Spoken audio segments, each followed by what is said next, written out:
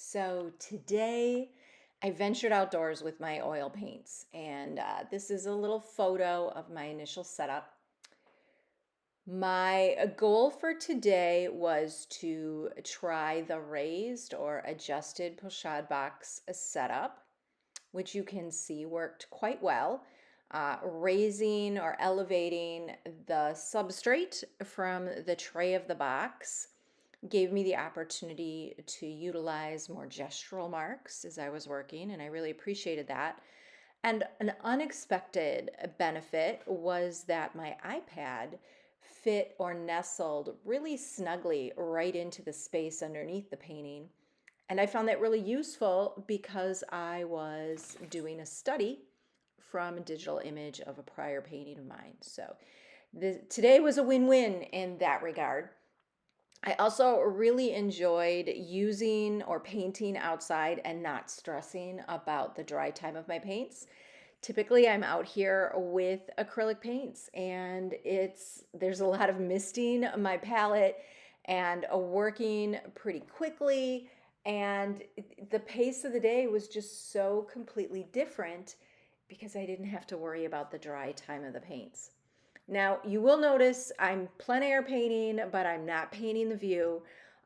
Just a reminder to you that expectations of how a particular adventure should play out do not have to match the way you step into that adventure. So just because you are painting outdoors, it doesn't mean that you have to literally paint the scene that is in front of you. You can paint whatever you want. And it really is quite enjoyable to be outside, particularly here in Michigan at the tail end of the summer when I know in a few weeks our weather is not going to be as amenable. So it was just a truly, truly lovely day in that regard. The other goal that I had for myself with regards to this particular exercise was to start out with very simple color shapes and then gradually move into more tightly detailed or rendered work.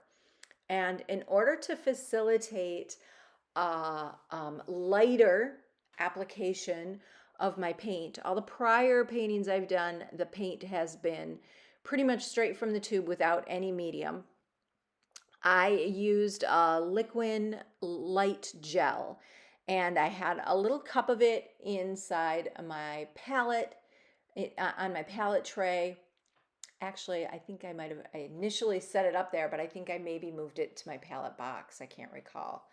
But anyway, it doesn't matter where the little jar was.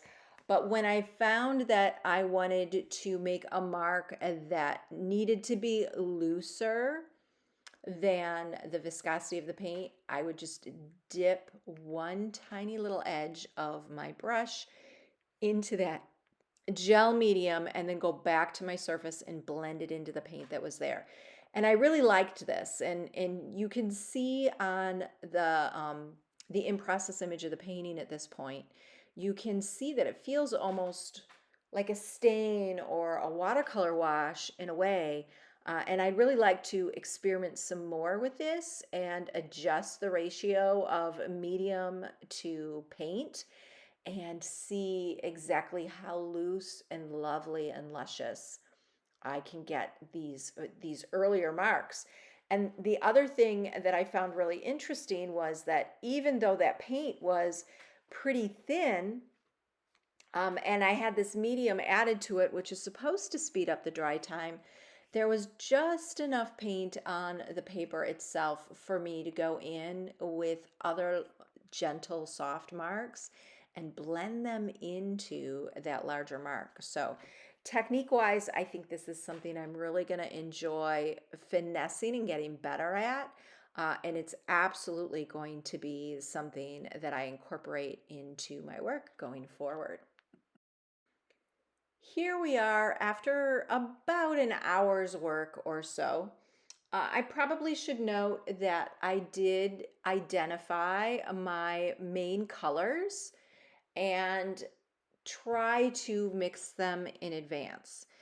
I struggled with properly identifying all of them. I'm realizing that this is still new to me, and so I have to slow down and spend a bit more time analyzing and thinking and then building my paint puddles. I'm also still not mixing enough paint as I step into these, so I need to be more generous with the paint that I lay out. And one other thing that I noticed was that when I mix my value steps, I'm kind of skipping through my midtones and pushing my darker values straight into a higher key arrangement of values. And so I need to really be more conscious of those value steps as I move from darker to lighter and pre-mix my colors in my palette. I'm also really surprised at how quickly I'm making a dent in the white paint.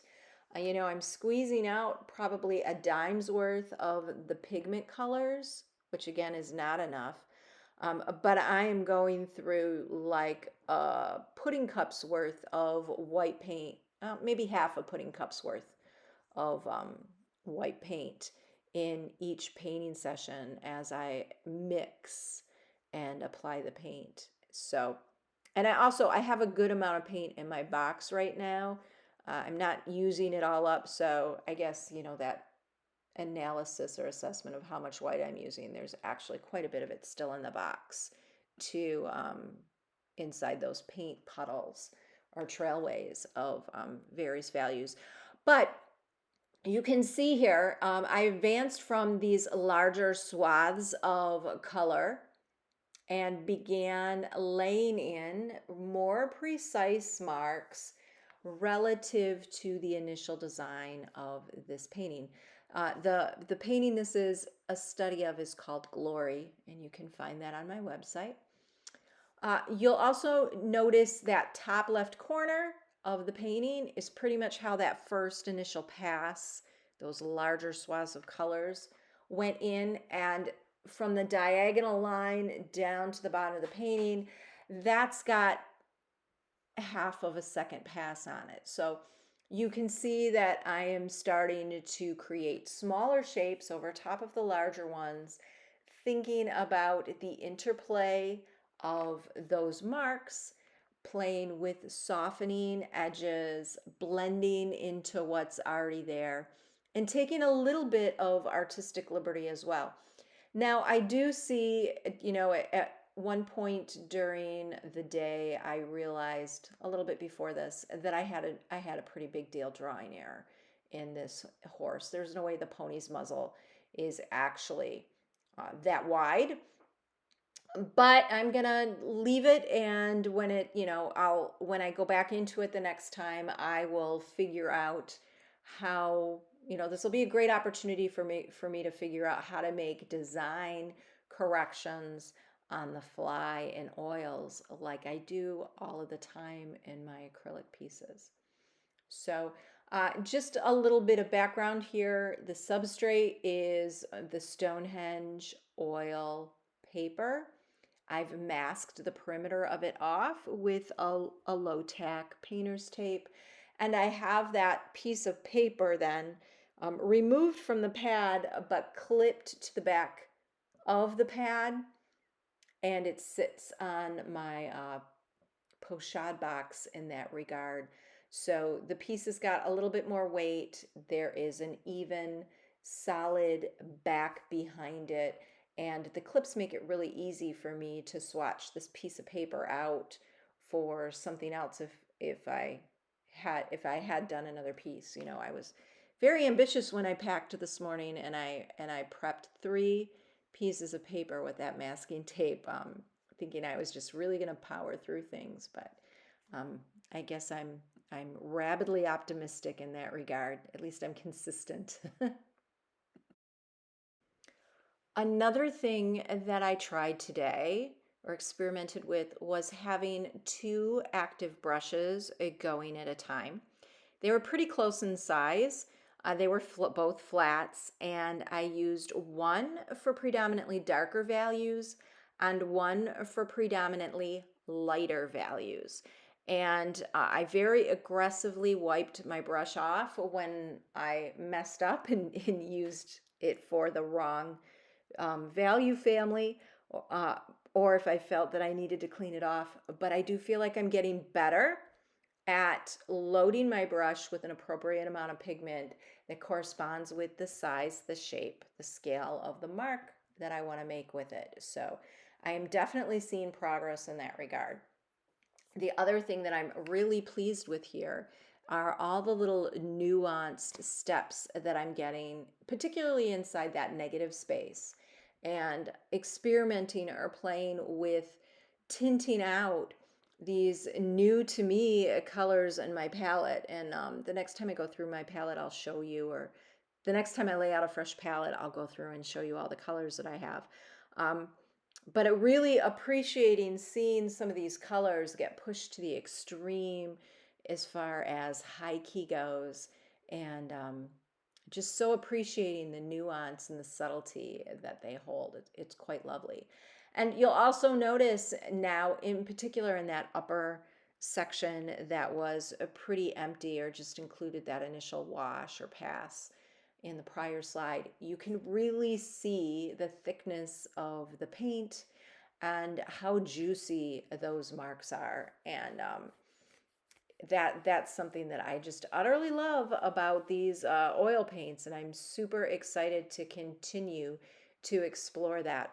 I spoke with a friend who is an oil painter today, and she works in with really juicy marks, Karen Appleton, and asked her for some recommendations on some painting medium that will help me build up a tactility to my work like her pieces have. And so I'm going to order some of the products that she has suggested, and you'll hear me weigh in on those when they get here and I have an opportunity to work with them.